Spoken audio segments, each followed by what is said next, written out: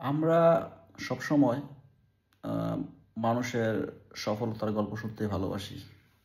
অন্য আরেকজন সফল হইছে, সাকসেস হইছে, তার জীবনে সে অনেক কিছু অ্যাচিভমেন্ট করছে।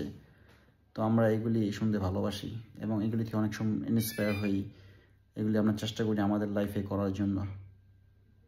আরেকজনের সফলতা, আরেকজনের ইন্সপিরেশন আমরা মনে করি যে আমরা যদি ওইভাবে চলি, ওই রাস্তায় চলি, আমরাও সফলতা পাবো বা আমরাও এরকমভাবে ইন্সপিরেশন হবো।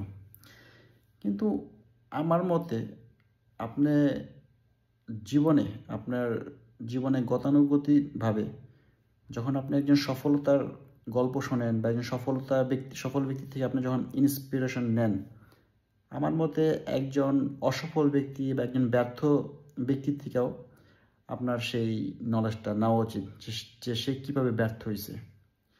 দেখেন, যারা ব্যর্থ হয় তাদের কাহিনী সচরাচর শোনা যায় না, কারণ সে ব্যর্থ হয়েছে, তার কথা কে শুনবে?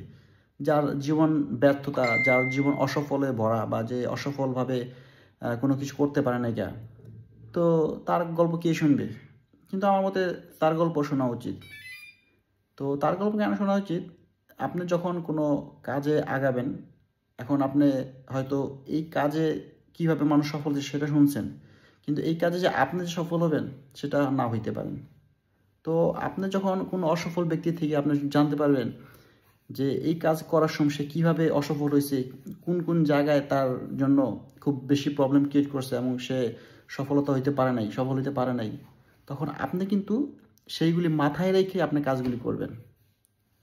তো যেমন সফল ব্যক্তির সব কাজ আমরা অনেকে শুনতে চাই, জানতে চাই, তো এমন অসফল ব্যক্তিরও সে কীভাবে অসফল হয়েছে, তার জীবনে কোন জিনিসটা তার প্রবলেম ক্রিয়েট করছে, এগুলি আমাদের জানা দরকার।